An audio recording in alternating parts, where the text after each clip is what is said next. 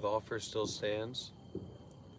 If anyone would like to donate $1,000 for me to stop smoking, you're welcome to do that. And I certainly will stop smoking with the power of your generosity.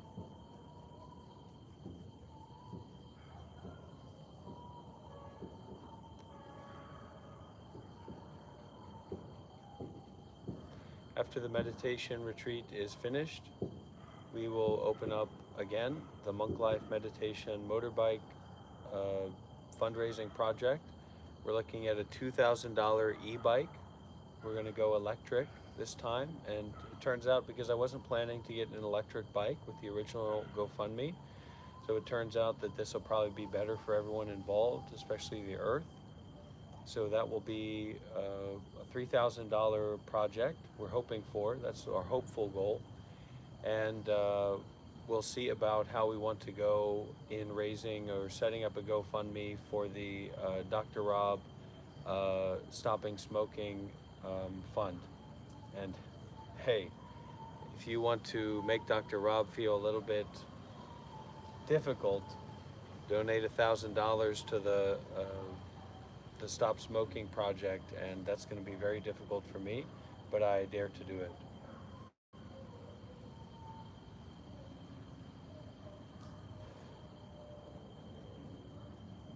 It's actually called a Quantum One. The bike that we're looking at here in Vietnam is called Quantum One. You might want to look into it and let me know if you know about e-bikes and technology in that way. Then maybe you can let me know what the statistics are on that bike, if it's good, and if it's going to be suitable, because I'm pretty heavy set. I'm 250 pounds, big boned. Yeah, I'm living in Vietnam. I was a Buddhist monk for 7 years. I'm now here in the meditation retreat. It's pretty good, great. So,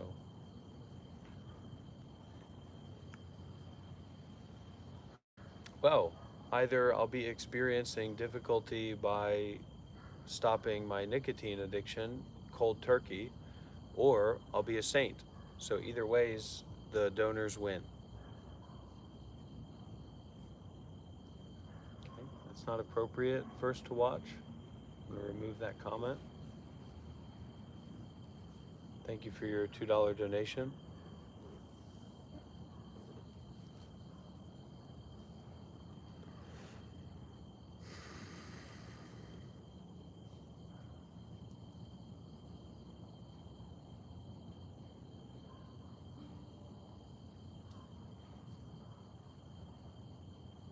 Did you get a chance to talk with my teacher, Shiva? Psychically. Okay. Great job, Voodoo. Yeah, and that's one of the things about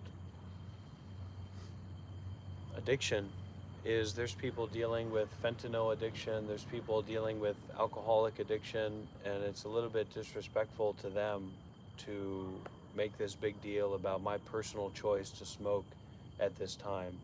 It's honestly not that big of a deal. Of course, I don't want to smoke, but I have an affinity for nicotine, and the action, the mental fix, the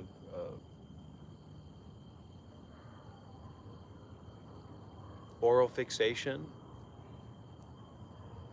So I would like to stop smoking, and I'd like to get the motorbike as well. So we're looking to raise $4,000 in the next 2 or 3 weeks. Who knows? It might happen a lot sooner than that. The GoFundMe that we set up for the motorbike project, we raised $3,000 in 2 days. So it may happen a lot sooner than we think that it will. But anyways, let's get to the Dharma. What did you get experience with from your time with Seattle? Did you actually talk with him or not? I just listened.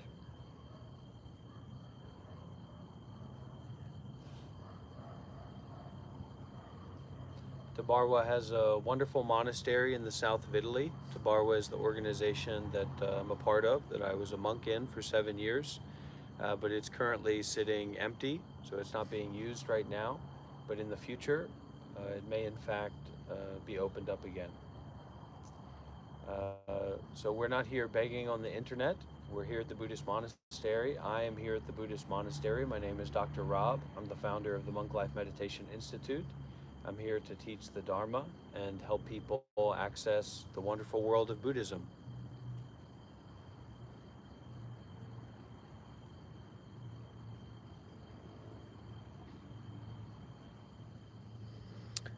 Shiva Kailash.com/donate. Krish, maybe you can type that and I'll pin it. Just the way I do it in my live streams.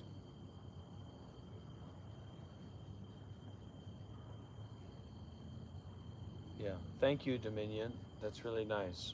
Dominion says, just gotta let it go. It's just another distraction making your mind more hectic. I just recently quit nicotine because I didn't want something to have the ability to make me agitated. That's great. Thank you. Thank you, Demonian. This is about Buddhism and meditation.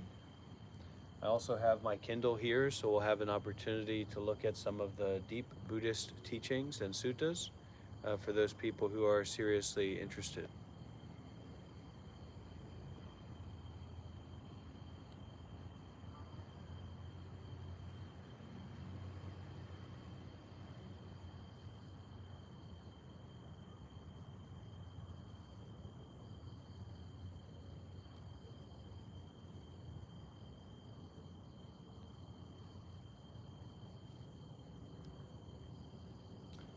Seeing treasures or relatives in a dream, you are happy. When you think of them upon awakening, you do not know where they are. Think of Buddha in this way. Also, suppose there is a girl whose very name delights the heart, and at night one dreams of making love with her. After awakening, thinking of her, though she has not come to you and you have not gone to her, yet the pleasures were manifest. Think of Buddha in this way. Someone traveling in a wasteland, hungry and thirsty, dreams of getting fine food, then finds his belly empty upon awakening, and reflects that all things are like dreams. Think of Buddha in this way. Reflecting over and over again, do not stop. By this reflection, you should be born in the land of Amitabha Buddha. This is called thinking of Buddha in terms of similitudes. It is like someone putting a jewel on crystal, so reflections appear therein. It is also like a monk contemplating bones, with the bones producing various kinds of light. No one brings the reflection, and there are no such bones. They are mentally produced. That is all. Reflections in a mirror do not come from outside and do not arise within. One spontaneously sees one's features because the mirror is clear. Insofar as the practitioner is physically pure, what is there is pure. Wishing to see Buddha, you see Buddha. Seeing Buddha, you ask questions, and the questions are answered. Hearing this discourse, you are very joyful.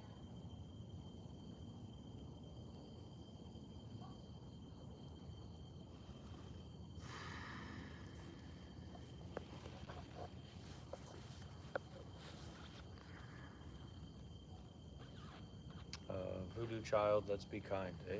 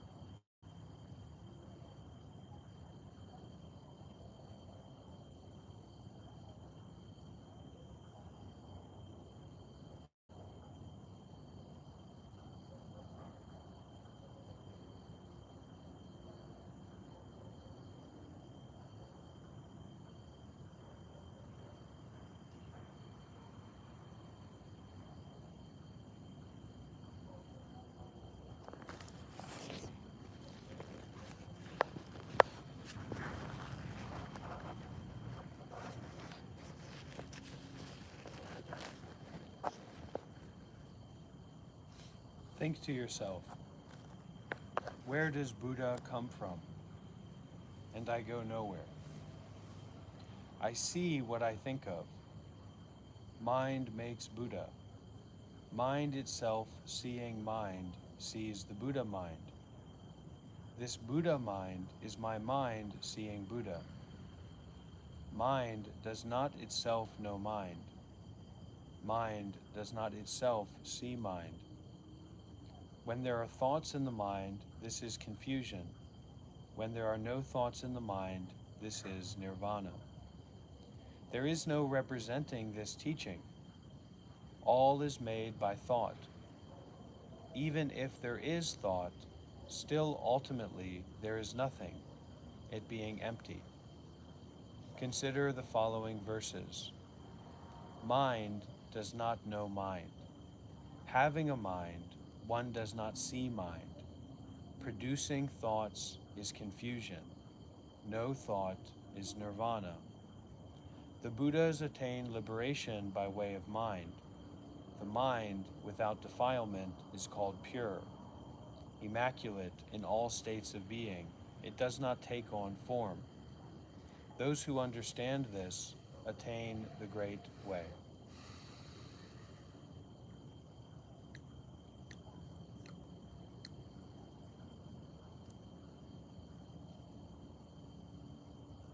Producing thoughts is confusion. No thoughts is nirvana.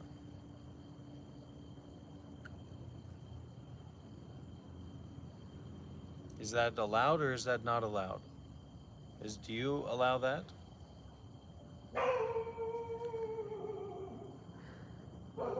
You do? Mm-hmm. You allow that? Yeah. Okay, so for the people watching at home, is that allowed or is that not allowed? It's not allowed. Okay. Well, for Josh Collins, he says it's not allowed. So Theo says it's not allowed. Anybody else say that it's not allowed?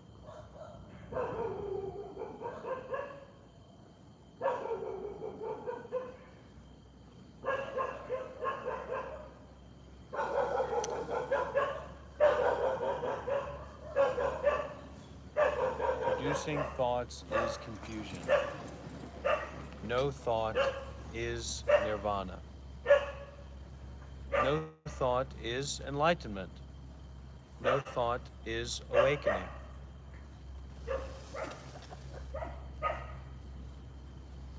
This is called the Buddha seal. There is nothing to crave, nothing to seek, nothing to think.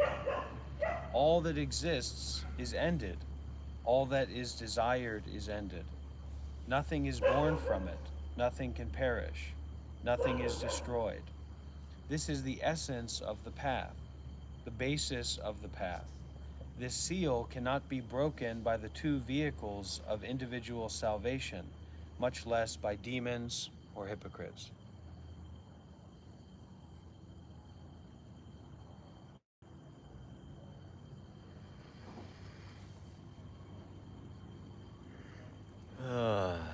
Shiva is someone who's taken the Hippocratic Oath.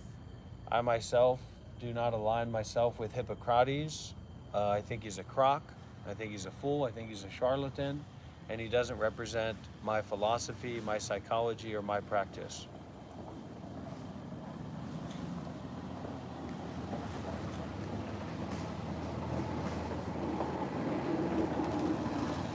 There's no Dharma in there, that's for sure. You have to go inside to find your Dharma to respond and to share. Don't look for it there. That's about as problematic as killing a hare. Don't you dare, it won't be fair. So let's find our way, right? Hare.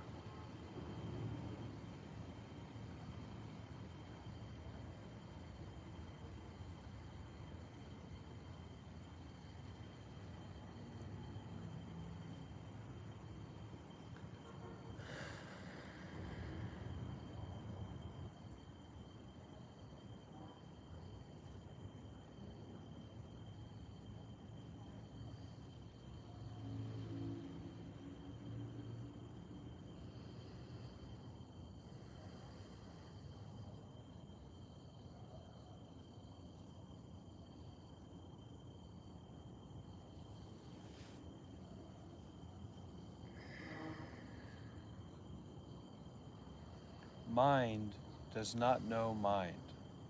Having a mind, one does not see mind. So, how can a thought know itself?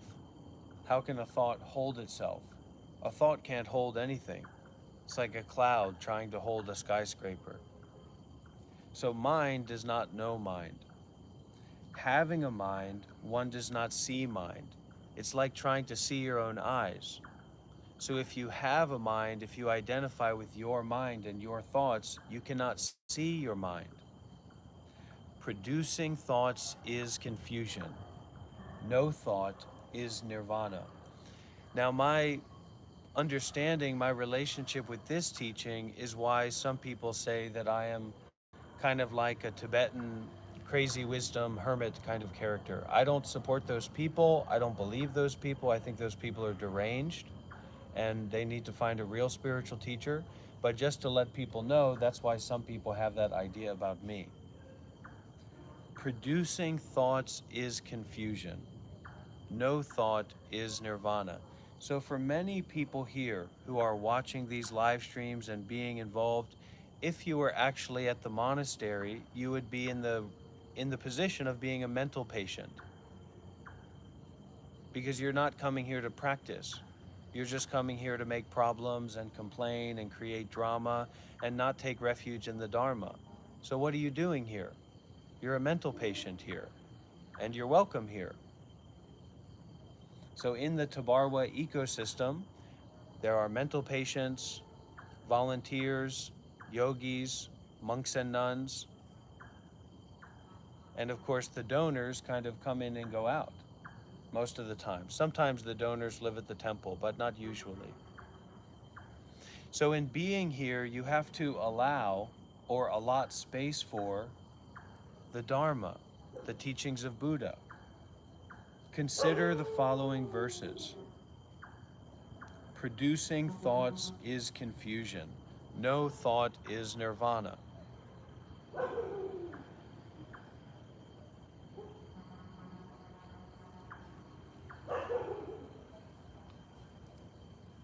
So like Midnight Dracula, you are a mental patient here. Let's see if we see any mental patients here.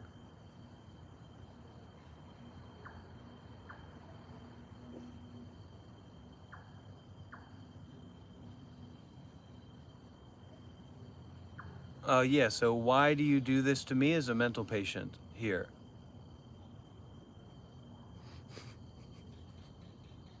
Any other mental patients here?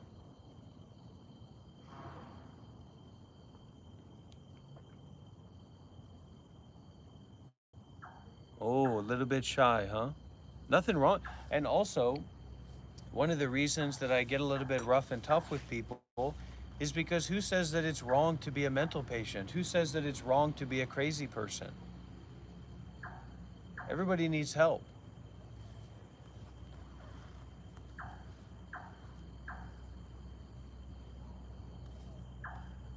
Well, this is not a mental patient center. Most of the mental patients in Tabarwa are in the main center in Myanmar.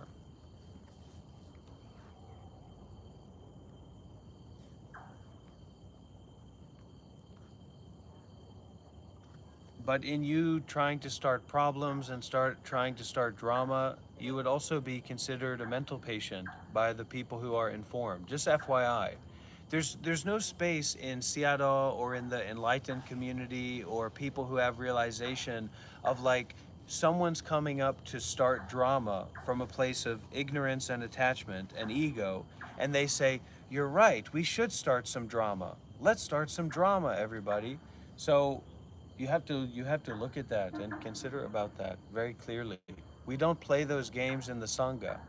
That's why there's a very big separation between monks and nuns and lay people. Monks and nuns deal with their things internally, and lay people, kind of go to the monks and nuns to help them out.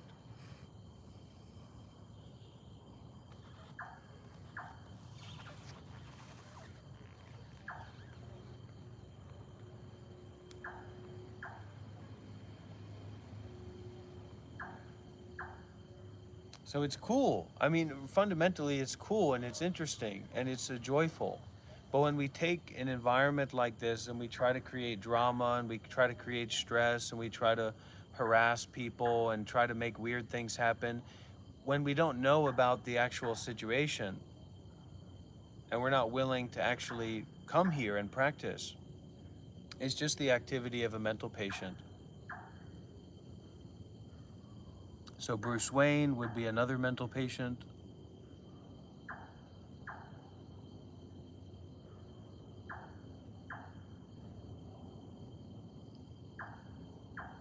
Anyways, maybe not that much efficacy in that style of approach. So consider the following verses. Mind does not know mind.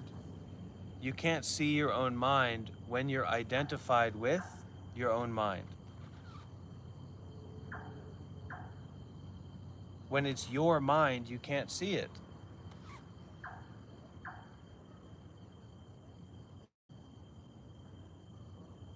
Thought does not hold anything. Thought does not understand anything.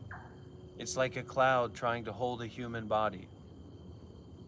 So your thoughts trying to hold the world or reality, that is the nature of your ignorance and attachment and your delusion. Thoughts cannot hold reality. Thoughts cannot encapsulate reality. Reality is not based in thoughts. What does it say? Consider the following verses. Producing thoughts. I know that a lot of people don't allow this. That's why you're considered a mental patient. Producing thoughts is confusion. No thought is nirvana.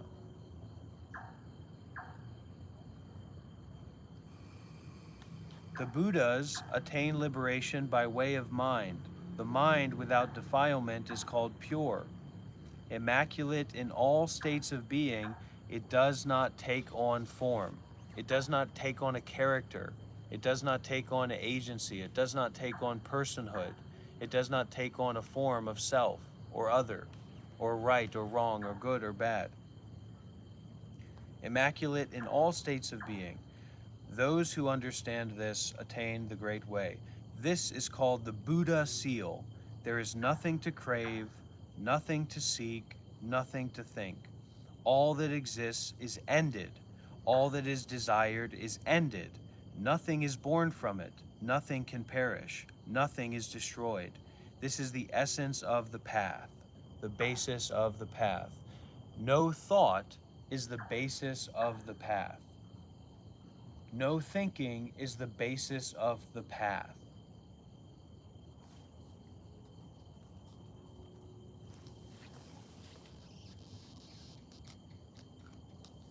We don't know what Sayadaw does. This is just a thought. This is just confusion. Producing thoughts is confusion.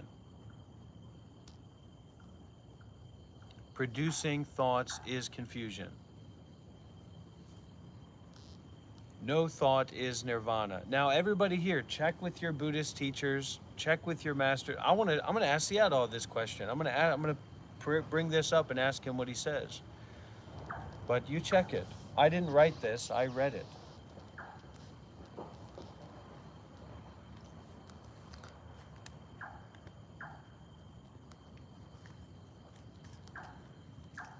That is called producing thought. We're not having a conversation. It's like trying to have a conversation with a knife that's cutting through your neck. There's no conversation to be had. But I'm a real person and I can say things and think things and you're real too. That's not concerned with the Dharma. The Dharma doesn't teach that you're a real person. The Dharma teaches that there is no self. There is no real true person, a real true story.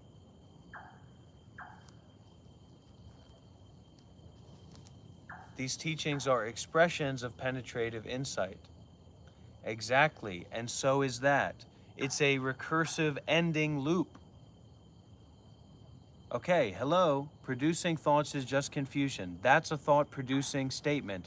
That is just a thought. That is just confusion. Hello, I'm rolling the dice, baby. Somebody's gonna get it tonight. Can you hear the dice rolling? Somebody's got a choo-choo train a-comin'. It's got awareness in the engine and a face of no mind on the surface. There's a choo-choo train a-comin'. Open up your ears and eyes. You're not in a relationship with Dr. Rob. Dr. Rob is in a relationship with Buddha. And if you want to be in a relationship with Dr. Rob, you better read your Dharma.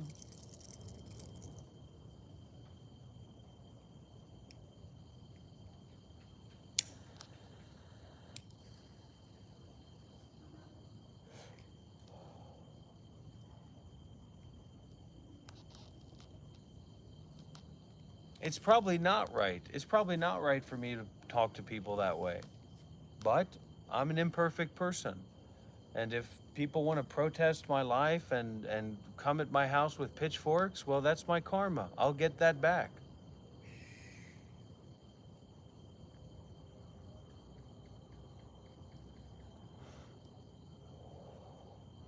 This statement is coming from and pointing to insight. It's not coming from and pointing to thoughts. In the same way that the moon comes from space, not your thoughts, labeling moon. So don't confuse the finger pointing at the moon for what, Shiva? For your ass. For the moon or your ass, exactly. Before you do that so much, you're gonna look at your hand, you're gonna have shitty fingers. You're gonna come at me or sending me messages on WhatsApp. Why do I have shit on my fingers? I don't know. It's got nothing to do with me. You're doing your stuff, I'm doing my stuff. You're living your life, I'm living my life. That's life.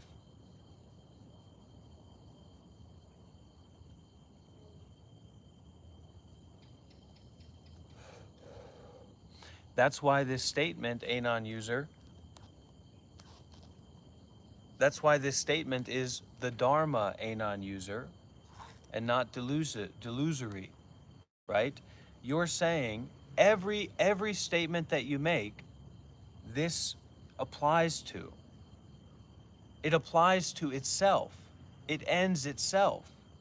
Producing thoughts is confusion. If you produce a thought about producing thoughts is confusion, that's confusion. Where's my dice? Come on, everybody. Lucky money, big winner, no whammies, no whammies, no whammies. Come on, everybody. Roll the dice with me here. So your comment is producing thoughts. You're trying to come after this monk, this ancient meditation master monk who wrote this sutra, who wrote this book. Honey, you're not going to be emailing their teacher. You're not going to be writing them a letter.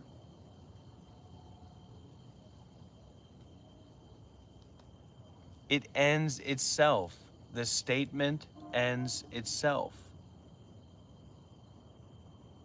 Your thoughts about that are just confusion. Producing thoughts is confusion.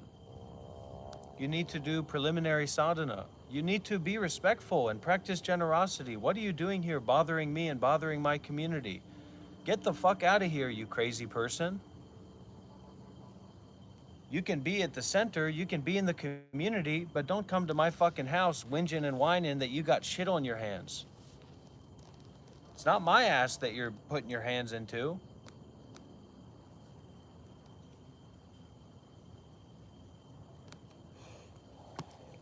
But look at me. There's shit on my fingers. There's shit on my hands. Can't you see it? Can't you see I'm producing thoughts? Yeah, I can. I'm not.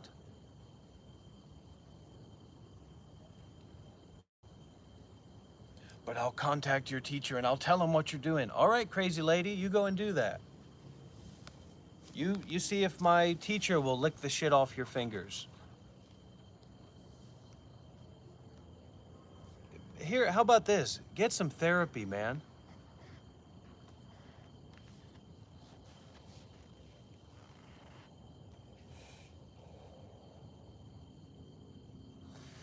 Explain why that tree is there, Shiva. And you'll just have to trust us that there's actually a tree over there, that I'm not trying to trick or manipulate anybody here. Shiva, explain why that tree is there. Because it grew from the ground. And where is the ground? Down there. Where's down there? Where we're standing on. From your perspective. So it's an explanation according to your perspective. Mm-hmm. And what is your perspective based on? My experiences. And what's your experiences? Things. Many. I bet there's a lot of your experiences, right? Mm. So show me one of your experiences right now. I can only tell you about it. Okay, so if you can only tell me about it, but you can't show it to me, then what am I going to do with it? How can I believe that? What if you told me you had gold and you were going to give me some of it, but you couldn't show it to me? You could just tell me about it. Should I follow you around for the rest of my life trying to get gold from you? No. So if I can't show it to you, find someone who can.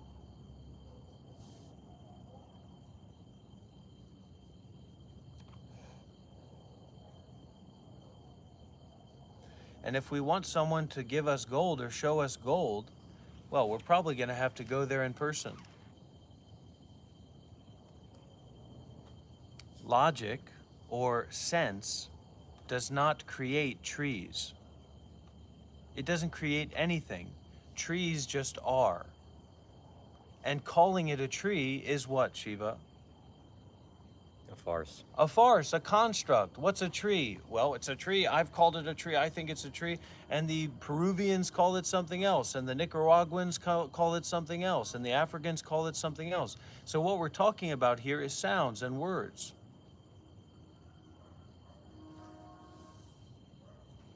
Contensity says directed thought and evaluation is important.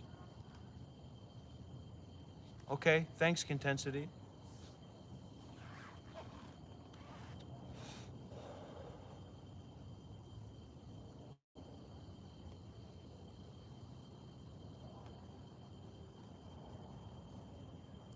Go and do 100 prostrations.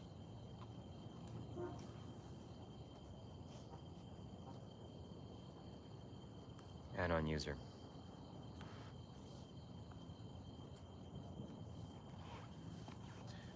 Please listen closely. This is called the Buddha seal. There is nothing to crave, nothing to seek, nothing to think. All that exists is ended. All that is desired is ended. Nothing is born from it. Nothing can perish. Nothing is destroyed. This is the essence of the path, the basis of the path.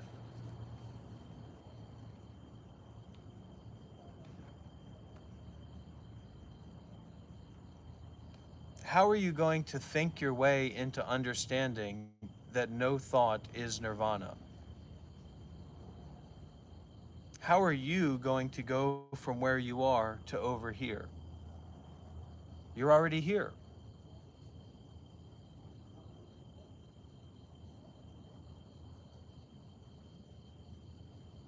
This is not easy to explain.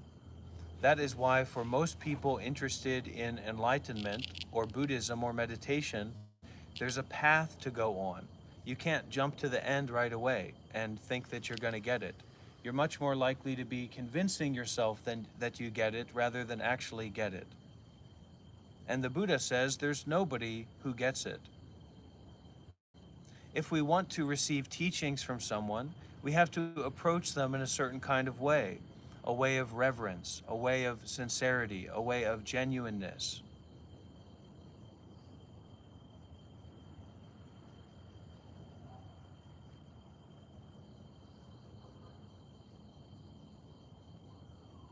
So of course, it's a little bit frustrating because I'd like to help you more. But that's something I have to detach from. So if you want to understand detachment, you have to detach from your own thoughts about detachment. If you want to understand not smoking, you have to practice not smoking. If you want to understand not thinking, you have to practice not thinking.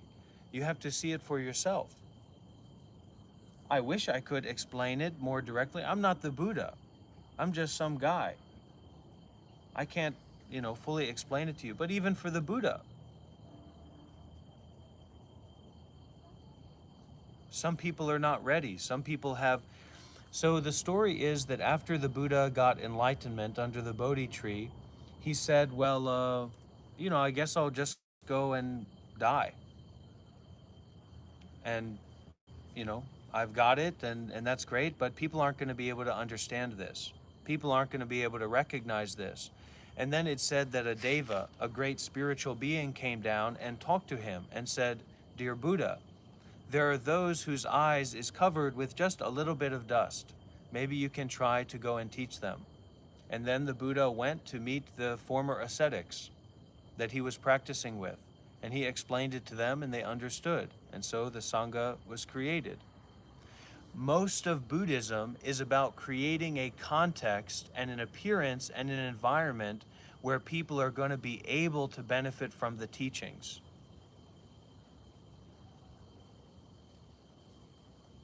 Where people are going to be able to be receptive to the teachings.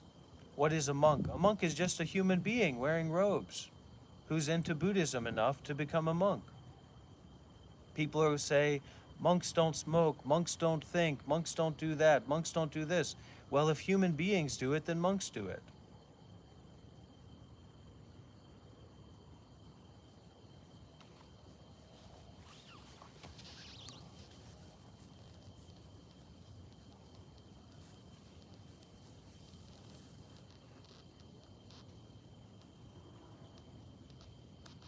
You have to detach from your own thoughts to understand what's being said here. And you might not understand it in this life. So you have to go back to the drawing board. You have to go back to the practicing board. You have to listen to Dharma teachers. You have to practice meditation seriously. You have to step back from the drama and bullshit. You cannot intellectually understand, right? So it says here in this verse, mind does not know mind. The eyes cannot see themselves. Having a mind, one does not see mind. So if you're identifying with the position that you're in right now, you can't see the position that you're in right now.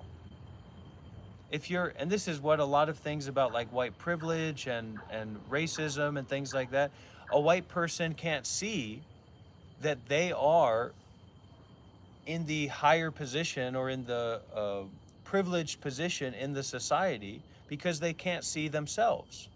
They can't see what they identify with. And to listen to the Buddha and to listen to the Dharma, you have to have great faith. You have to listen with the heart and the body and the mind. If you are just kind of badgering and saying, but I don't understand, but I don't understand. Yes, you don't understand. This should create or can create a space of thoughtlessness. And then you can go back to your faith in the Dharma, where it says here, producing thoughts is confusion. So maybe the confusion that you're having is not about you not figuring it out correctly, but you continuously producing thoughts and you identifying with those thoughts that are produced. So to see the Buddha, Bodhidharma is the founder of Zen, the founder of Chan Buddhism.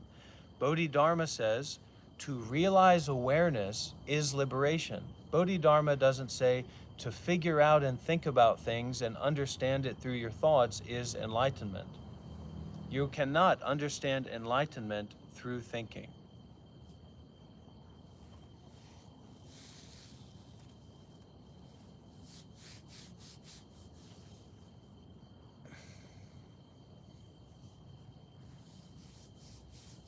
I'm not creating a space here to have interpersonal relationships with people.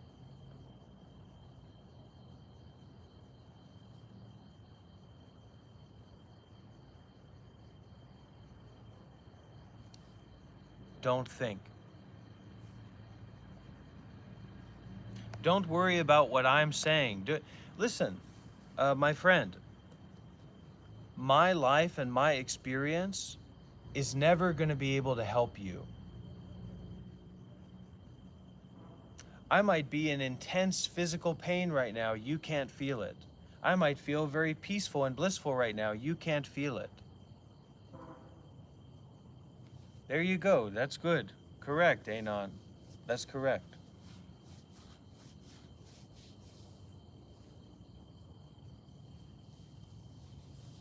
That's precisely what's being talked about here. So there's no need, a tree does not need the label of a tree. A tree does not need the mental construct of what a tree is, the explanation of what a tree is. In the same way, your body and mind does not need an ego, does not need a self, does not need a story. The moon, the sky, the clouds, the earth, the fire, the wind, the water, does not need story, does not need words and phrases, and you don't need thoughts to be free from thinking.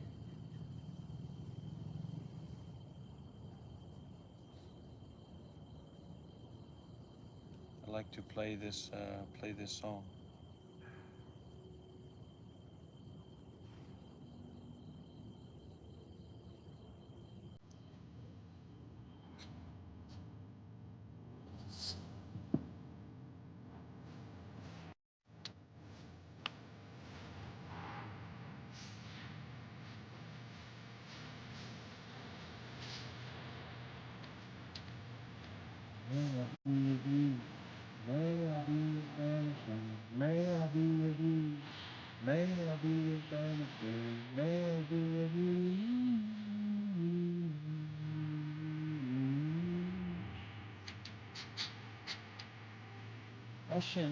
Action has no limit.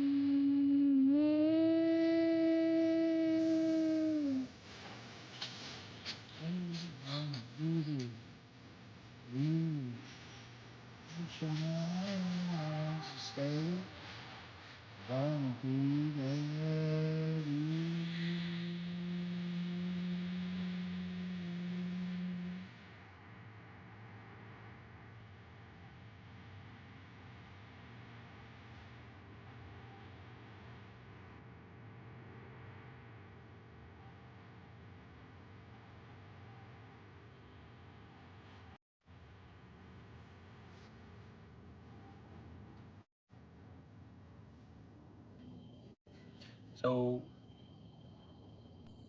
I don't like representing myself this way, but this is what American people want. And I know people say, we would never want that. We would never vote for Trump. Not to get political, but this is what people want. Unconsciously or consciously or whatever. They want to see a guy with face paint acting totally insane, yelling and screaming people. And it's my practice and my work and my job to reach out. That's my vow.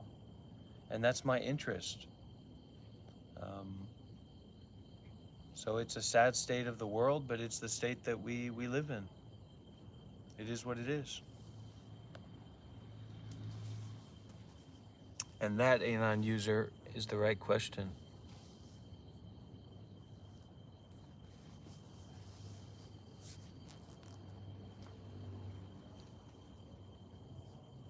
But I can't answer it for you. Nor can I ask it deeply in your own heart. But with a question like that, you're on a fast track to a lot of good things changing very soon.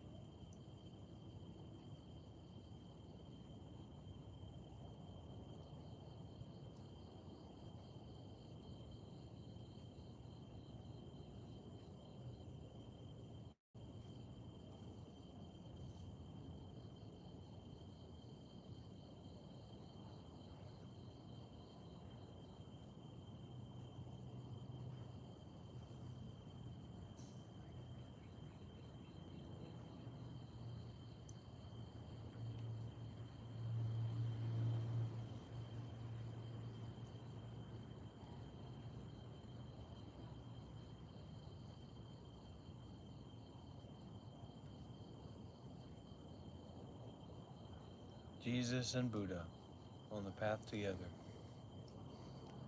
You know, there's an anime of Jesus and Buddha. Not the fat Buddha, the actual Buddha, the skinny Buddha. The fat Buddha is the future Buddha, Maitreya, and also the semi-historical, hagiographical monk Hotai, who they said was a very fat begging monk that just wandered around and played with children and had a big sack that he carried on his back with toys and candies, and went around and was very full of joy. So I don't know how he ended up being Maitreya.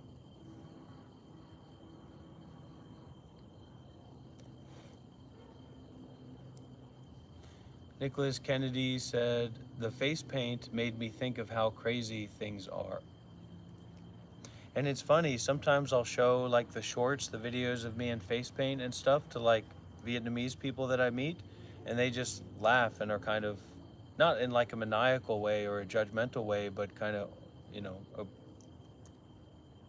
see the fun in it or see the lightness in it. I like the face paint too. I don't like representing myself as like this wrathful, crazy character, or I don't like being seen that way because that's not who I am. You know, and people say hurtful things about me and children. I've been working with children my whole life. You know, I've been teaching English to children for years as a monk, working and volunteering at the orphanage and doing all kinds of things like that. And you know, I don't have any hate in my heart for anybody. It's a little bit feeling a nastiness when you get people who want to get involved to cause drama or cause harm. But I grew up with that. You know, I grew up in a household with some mental illness, very aggressive mental illness. And, you know, that's why sometimes I can seem to be a little bit defensive. But, you know, I don't hate anybody. Who's there to hate? Who am I supposed to hate? Am I supposed to hate Michelle? Am I supposed to hate Anon user? Am I supposed to hate my father? Am I supposed to hate Shiva? Who am I supposed to hate? I don't hate anybody. Why would I hold hate or vitriol or like negativity inside of myself to point to someone else? The Buddha said when you hold hate in your heart for someone else, it's like holding a hot coal with the intention to throw it at someone else. But people like hate. I mean, I don't know how else to say it. The crazier I act, the more angry I act, the more hateful I act, the more crazy I look, the more views I get. And people who are here now who actually are connecting with meditation or feel a sense of peace or whatever, they wouldn't even be here if I didn't act like that. So I can't say it's totally wrong. If I can even bring one person in who otherwise wouldn't able to be brought in by me destroying myself and misrepresenting myself to represent for Buddha, then that's great.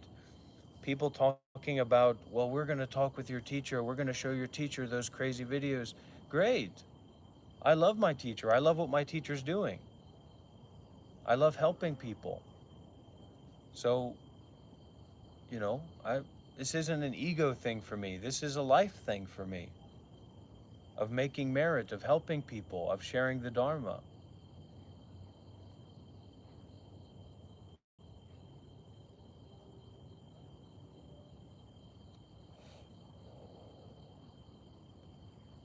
If Shiva wanted to go up to my teacher and show him a bunch of videos of me acting crazy and tell him I'm a bad guy and I'm doing all these bad things, great. I support Shiva to do that. What makes people enjoy hate? Intergenerational trauma makes people enjoy hate.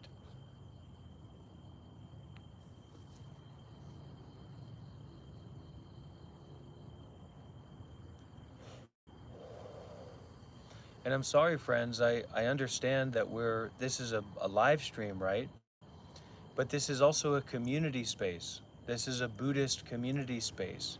So if someone doesn't know much about what's going on here, they don't know much about the context, and they're not involved in what's going on here, then their voice is irrelevant. It's like going to a Buddhist temple or joining a group of people that you're meeting for the first time, and then going around and saying, this is wrong, this is how this person is, this is how that person is. This isn't just all about you. You know, I have relationships with my community. I have relationships with my teacher that you don't know about or understand.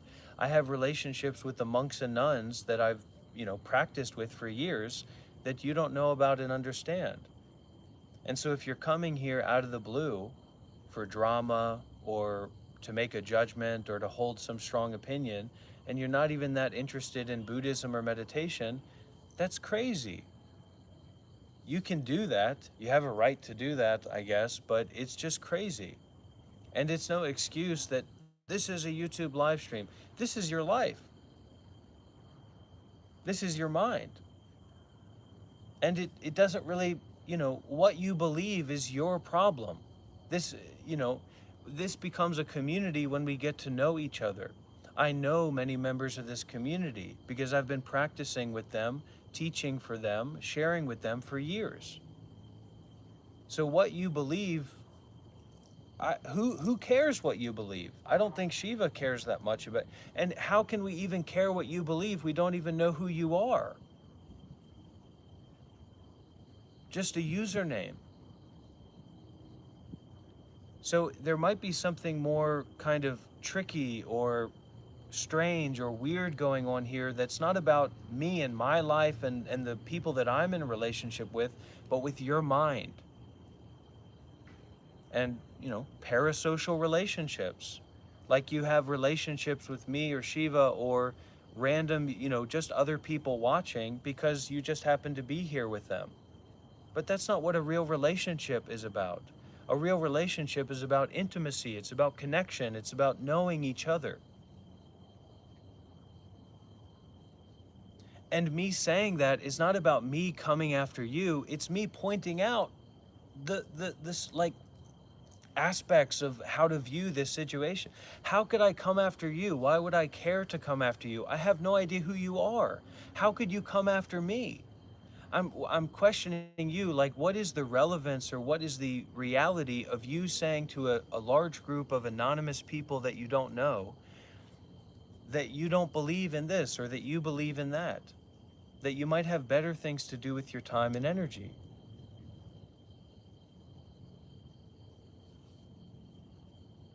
Hi, it's Nicholas.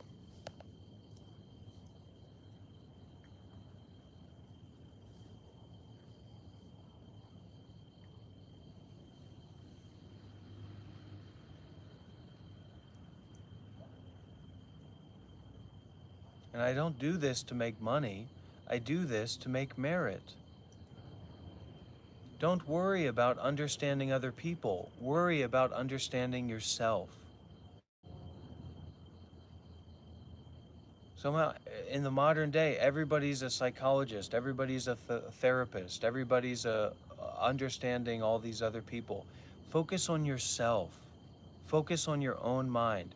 Because if you're focusing on what other people are thinking and why other people are living the way that they're living, you're going to have a lot of stress in yourself because you're pulling yourself out of your body, and your body needs you.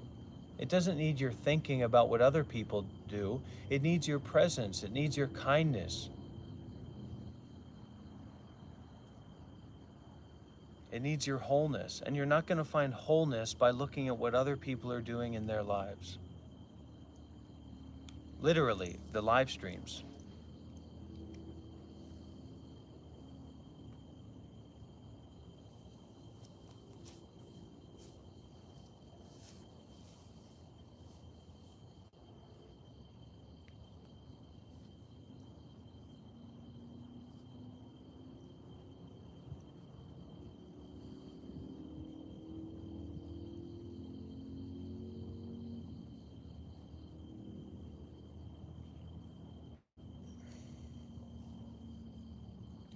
And if we can fight with each other and argue with each other and still care about each other and still support each other and be at peace together, then bravo, we're setting an example for so many people. How many parents divorced because they don't like the way their partner's feet smell or something? Really? And how much did that devastate children's lives? People are talking about, Dr. Rob, you keep berating Shiva. You're so horrible to Shiva. Well, we're friends. We're in a relationship together. And if he can practice peace with that, and I can practice peace with that, then bravo. We can still stay here together at the meditation retreat and try to move forward in our lives. I'm not saying that's a perfect way to be, but at least we can come back to recompense together.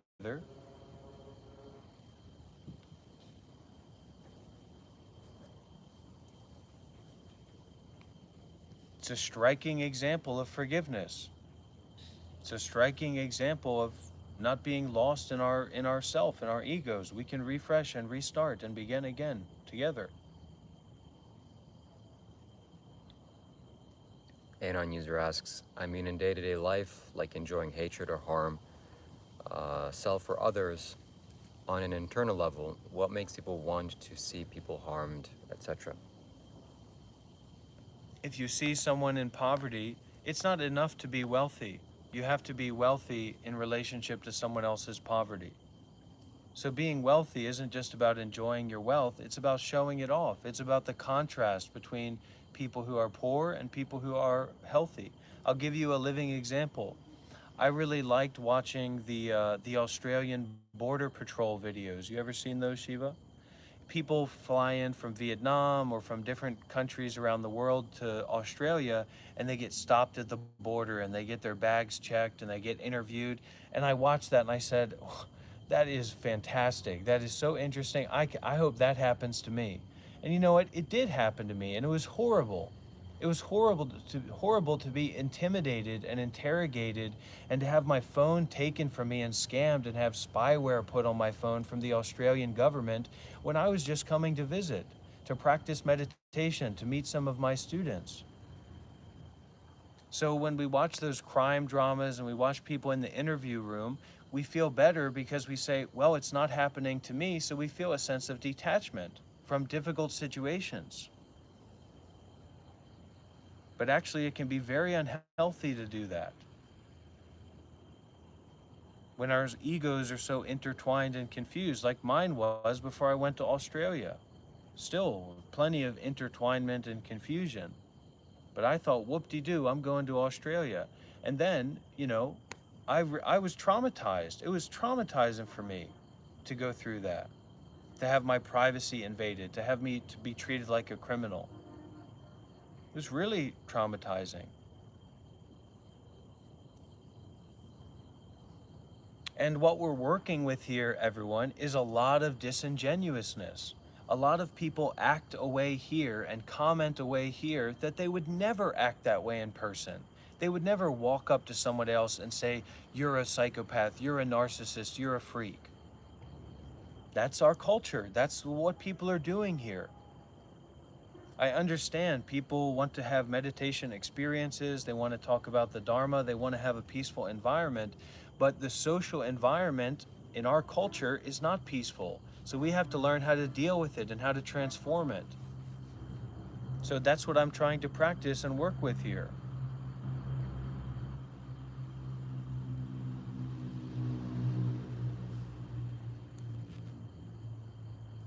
And maybe it would be beneficial to listen more so that you can understand more and not be hunkering over the keyboard to make your response. If you want to get to know someone, you have to listen to them without thinking about how you're going to respond. You have to listen from your heart. And if you listen to me from your heart, you might get to know me. If you listen to your father from your heart, you might get to know your father. If you listen to the person at the gas station from your heart, you might get to know that person. If you listen to the crazy person, or you sit and practice compassionate listening with someone who's suffering or someone who's whatevering, you might have a chance to understand that person.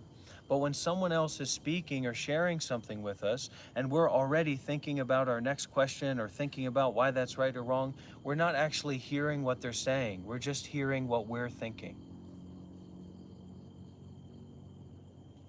And that is a very bad way to create a relationship.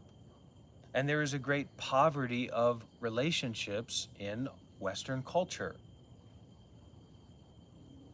We are losing our access to community. We are losing our access to deep and meaningful relationships with others, even our family members.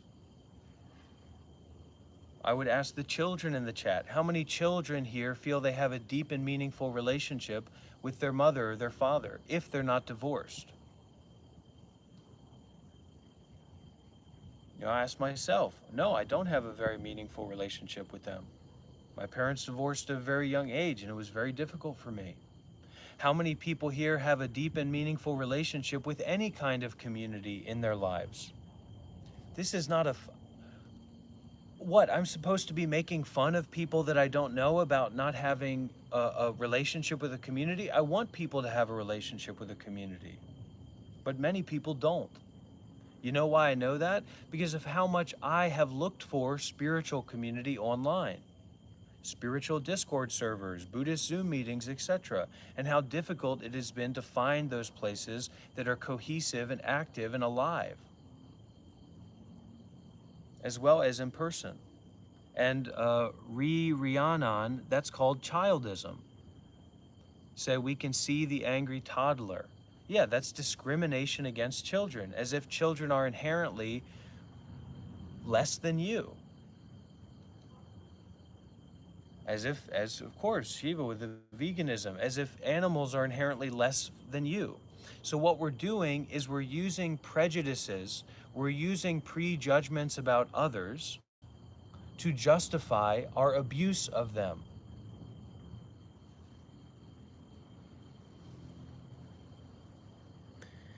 Add-on user asks, what if the desires are impossible to attain? Let it go, let it go. I am one with the rain and snow. Let it go, let it go. And I don't care what they're going to say.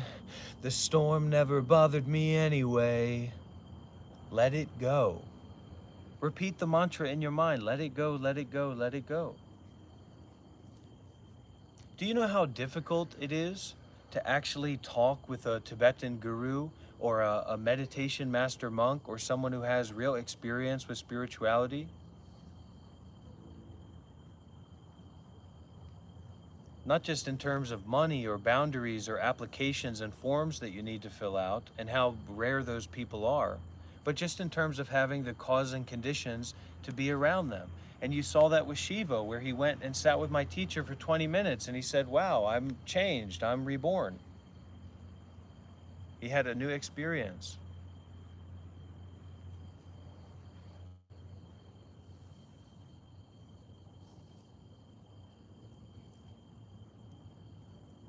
You will have to let it go.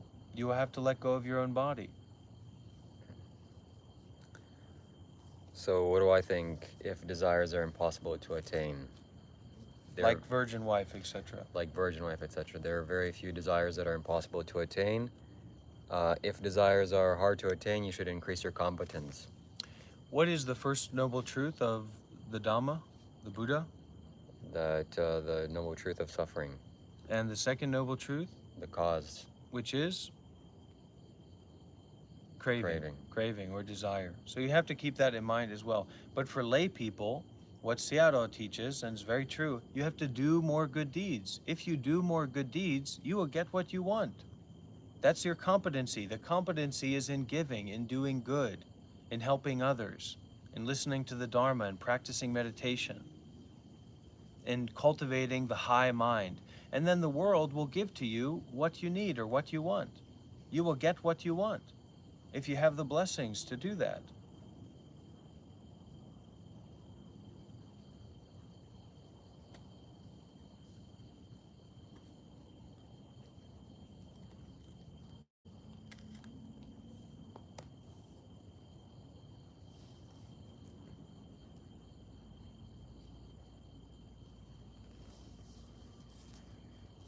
You know, and I'm really charged up right now. I mean, if I didn't know how to let go, then there'd be a lot of vitriol in me.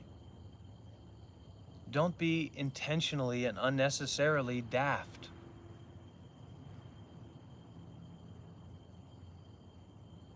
Meditation is the highest good deed. Don't ask what anybody else needs to do. It's what you need to do. Stop thinking about other people and you'll stop being so stressed out. And I advise people, if you're watching my live stream, I don't know what Shiva's work is going to be in the future, but turn off the comments if you're joining this live stream. This is not about a bunch of crazy people coming in and being disingenuous and hurling insults and trolling and cycling through all this BS and feeding off drama. You're either here for Dr. Rob or here for Shiva, or you're not here for any reason at all other than to waste time and waste energy and take in a bunch of poison from people. It's very dangerous and it's very bad. I can do it because I've trained to detach, to disidentify with myself, and so to disidentify with other people's selves as well. But if you don't have that training, you're constantly creating these personas and these real people and these real stories from all this weird negative energy that's coming in through the chat, and it's not good for you. It's not good for anybody.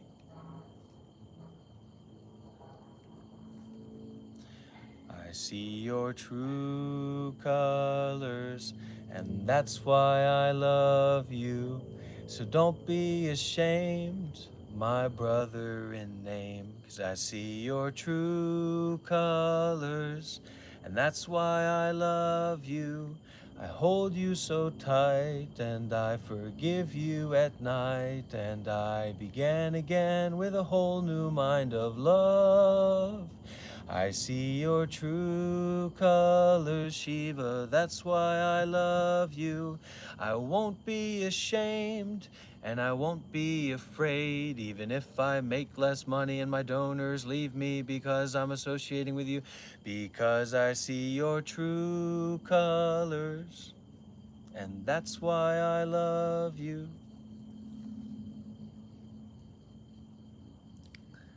Let's get some W's in the chat and donate to Dr. Rob. And it is funny because we're all here together, so why would we want to fight with each other? We'd want to fight with each other because we want stimulation. Come on, this is boring. Come on, we gotta find something here. Let's contact Rob's teacher and show all the bad things that he's doing, and let's do this, let's do that. Let's fuck with Rob because he smokes cigarettes. Well, I mean, I'm working on that, and I appreciate that Shiva cares so much, and I know that it comes from a very deep place from some people. They want me to be healthy. They don't want to be smoking a pack of cigarettes a day. My partner, my wife, same. So I'm working on it. That's why we're starting the $1,000 Dr. Rob quitting cigarettes GoFundMe very soon. Quitting nicotine very soon. We're planning to do that. We're willing to do that. We dare to do that. Have you ever heard of anything like that before? And to do it from a place of sincerity? I'll be the one to donate. Thank you. If good deeds equal fulfill any desire, virgin wife, donor, etc., the ultimate good deed equals all accomplishments, equals meditation, how to meditate to fulfill all desires. Don't think. Then you won't have any desires. And if you can't not think, then just watch thoughts without identifying with them. Breathe. Focus on your breathing. And listen, I'm sorry, friends, but if you want a deep teaching, if you want a direct teaching, you have to empty your cup. You come to me and you donate $500 to me, you donate $1,000 to me and say, Dr. Rob, I'd like to have a Zoom meeting with you. I'd like to get some teachings from you. I really want to work through these things. Well, I'm going to do that. And you're going to be in a position to receive because you've emptied out a little bit of your cup. There's a story here from a old-time Zen master, but in recent times. So a university professor that studied Buddhist literature, he went to meet this famous Zen master at this temple in Kyoto. And so he went there, and the Japanese are very formal, so they're sitting down and the tea is arranged and the Zen master is preparing the tea. And so this university professor is asking question after question after question, and the Zen master is just sitting there listening, nodding his head, preparing the tea. So the tea is then prepared, and the professor holds out his cup, and the Zen master starts filling up his cup, filling it up with his hot tea, fills it up, fills it up to the top and keeps filling it. It begins to overflow. So the hot water gets on the hands of this university professor, and he says, "Hey, what's going on? What are you doing?" And the Zen master said to him, "A cup that is full cannot receive any more. If I am able to help you, it's going to be because you have emptied out some of your cup."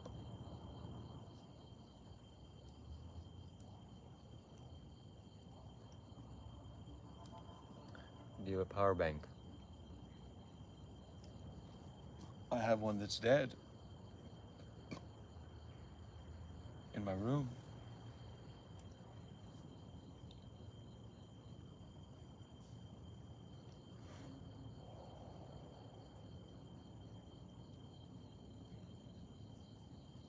Also, modern society doesn't allow us to be very individuated. Most people are not very individuated. Most people fit into a kind of fill-in form of personhood. So they consider themselves to be separate from everyone else. They consider themselves to be individuals, but primarily their identity is made up of the same thing that makes up all these other individuals. So, for example, middle-aged men drinking beer, watching football, and listening to Donald Trump, who work in construction. There's hundreds of thousands of those guys, etc. You can kind of get the point. So growing up in a modern education system in America, you don't have many experiences, deep and meaningful experiences that make you an individual. That means that you are constantly finding your identity in the identity of the others around you. Because your identity is not individuated, you're constantly taking on the thoughts and the opinions of others as true because you're not thinking for yourself. You think you're thinking for yourself, but it's just like a habit of programming that has been given to you. So as human beings, it's necessary that we go through rites of passage. We go through rites of passage with groups of women, with groups of men. We become a man, we become a woman, not just because we become 16 or 18 or 21 or 25 or whatever, but because we've been brought up in a society and actually we've become individuated. We've gone through initiations, we've received transmissions from elders, we've had our own unique experiences. And the truth is that many American people have not had unique, meaningful experiences in their lives to individuate them from the thoughts of the masses. And when you do become individuated, you can very clearly see the personas and the identities of other people. I've said this before, but I think it bears repeating. I've hundreds of thousands of people have come through my live streams, and I've read thousands and tens of thousands of comments for sure. And I can't tell you how rare unique comments are. Unique people coming in and saying, "Hey, I'm interested." Just saying something unique. You get the same kind of comments and the same kind of personas over and over and over again repeatedly. So people may be having a kind of allergic reaction to this because this is outside of their purview of experience. And that's good, not bad. That's something to be interested in and curious about, not something to spit in the face of because it's not another, hot lady shaking her butt on TikTok or YouTube.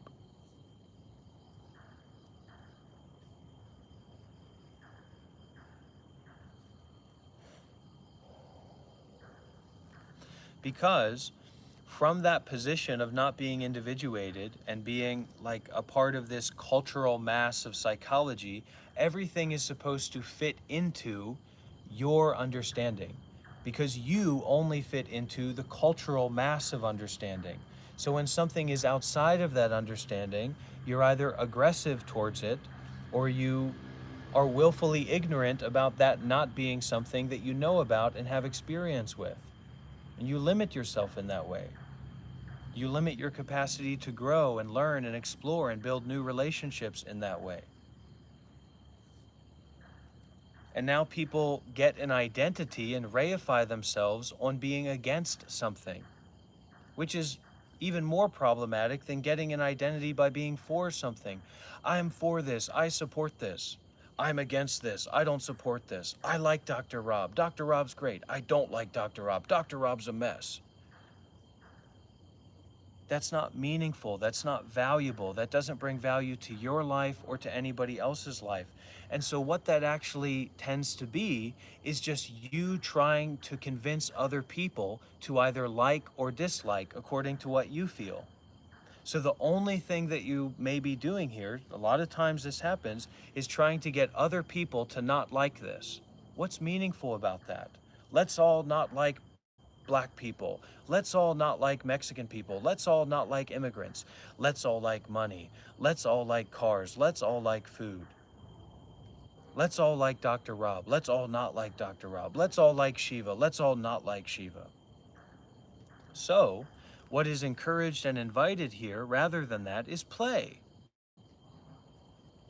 You can come here and you can play. But don't bring that toxicity and that despicableness and that nastiness into this environment, because I don't want anything to do with it. I won't accept that gift. All right, everybody, that's all for tonight from Dr. Rob. Time to take a rest. It was nice to spend time with all of you. I hope this was a rich and rewarding live stream, and see you again tomorrow for another 12 hours of live streaming. Do you have a USB-C to USB-C cable with you here? I don't know. I can check.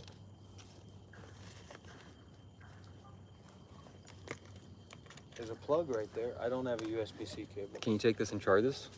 It'll show you when it's charging. I only have one charger and I have to charge my stuff. Okay. But I can try to do it, yeah. Okay. Thanks.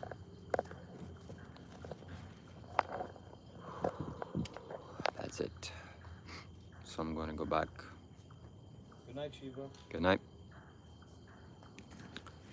Now's the time to head back and sleep. Thank you. Yeah, this was nice. This is a good change of pace.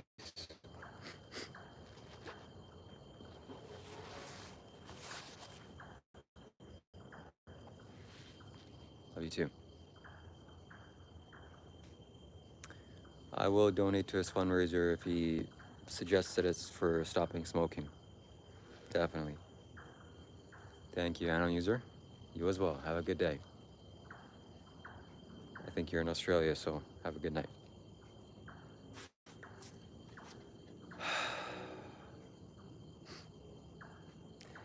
I wanted more chasing too, but that's maybe a once in a month type energy experience. It's much more exciting. And I want to have more of that. I want to have more chasing streams. Get some food and rest. Eating at night is not conducive to health. So you better not eat anything 4 hours before bed. Otherwise your sleep will be disturbed. There's 2 things I do before I sleep. 3 things I do. I don't eat, I take a shower, and I brush my teeth. And I go sleep. I'm trying. I couldn't remember if it should have helped me. Please send money now, Shiva.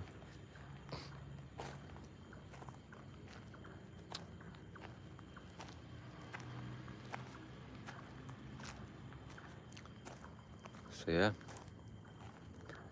I will have a good rest. I'm gonna live stream until we get to the room. Answer any more of your questions.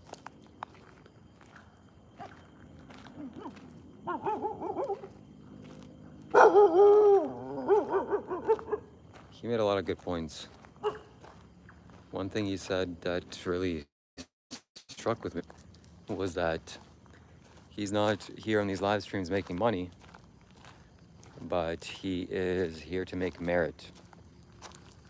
Of course he's there to make money, let's be real. But the intention is to make merit, and that really hit me hard in the heart. So I have to think about how I can make these live streams and these videos in a way that will positively impact people's lives. These ripples that we're making here will have lots of benefits for me and for everybody else, or benefit for others. So what can be done? And I know just the thing. I know just the thing. Energy, peace, and spirituality. So yeah, you're welcome. And thank you for being here. I don't know anything about that. Did you have a lot of... Yeah, he had a lot of good points. What else did he say? Another thing that he says often, and I have to take this into my vocabulary because it's so good. Somebody asks you something like, hey, what is this live stream? This is not my live stream, this is my life. And that's a fact. So it is something that it's like a Zen koan. It takes you out of your thinking mind. It's real. And also the last thing I'm noticing, and my phone is at 4%, so I have to end it any second. I'm noticing that he's so much more energetic than me. He's so much more, he has so much to say, so much energy. And I think this is because of age. He's 33 years old, nature is helping him. I'm 30 years old, I'm still accumulating my knowledge. So I'm looking forward to me reaching 33, 32, 33, that'll be a big day. And speak of the man himself.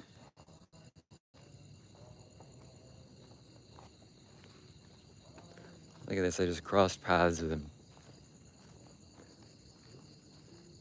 I don't even know where I'm going.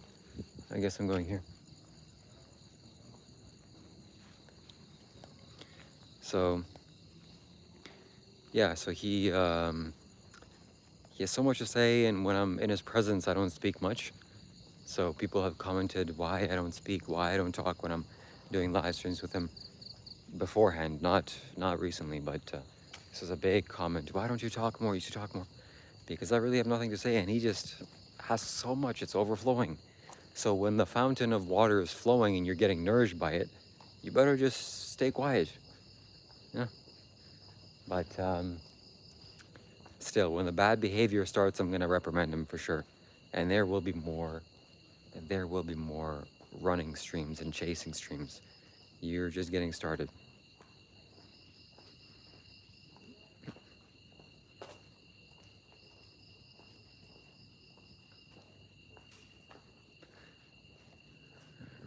Rihanna, you're attracted to Dr. Rob. Yeah, he's 33.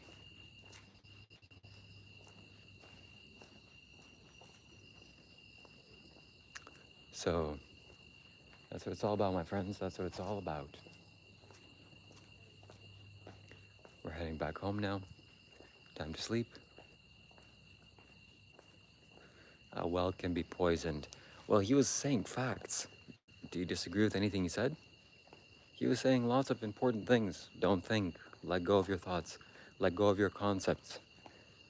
The social commentary of how people's perceptions are on live stream. Nobody has a unique viewpoint. People that are commenting, it's very hard to find something unique. It's generally speaking same categories. Somebody's making a comment, somebody's trying to be funny, somebody's trying to destroy their reputation, somebody's trying to bring attention to themselves. It's so he was speaking facts. And also a fallacy, logical fallacy, is that you can't throwing the baby with the bathwater. So just because he's angry or makes fun of me or whatever he's doing, automatically means everything he says is bad. No, he's got some good points. Yeah, exactly. He's saying a lot of truth about the social structure, correct? Yeah, Krish, absolutely right. And yeah, sound advice. It's good.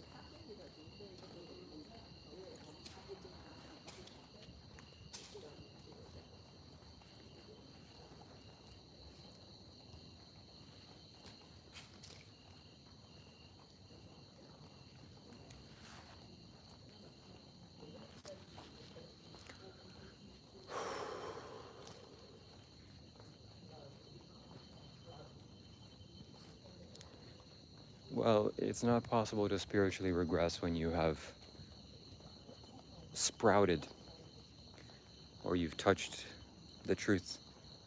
Then it's not possible to regress. It's only upgress.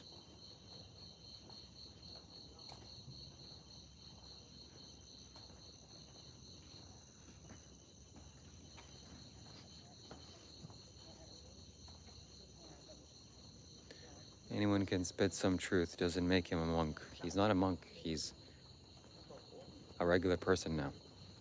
A lay person. Born bad brain says, did sitting with his teacher help you? Yeah, massively. I hope I can get to interview him again. I hope maybe me and Dr. Rob can sit with him and ask him questions. That'd be really good. So, yeah, my phone is at 2%. I'm gonna have to end it manually because if my phone dies, then I'll have to. It won't be good. So any second. Thank you. Thank you, thank you, thank you. Sit with him alone, yep. I'm gonna sit with him tomorrow morning again.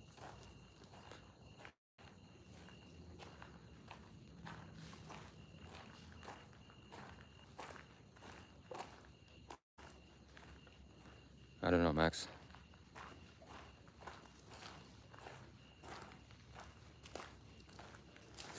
All right, this is it, my friends. Thank you very much. I'm at my home now, or my room. I'm gonna go rest, sleep. Thank you, Krish. Thank you, everybody, for being here. Thank you for participating. Thank you for the generous donations.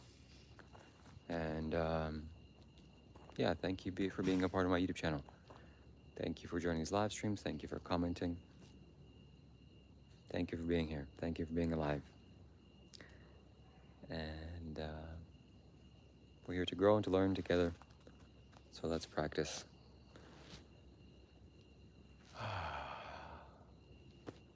And let's give back. Let's do the right things. Let's be generous to one another. Let's be kind and helpful and make the world a better place.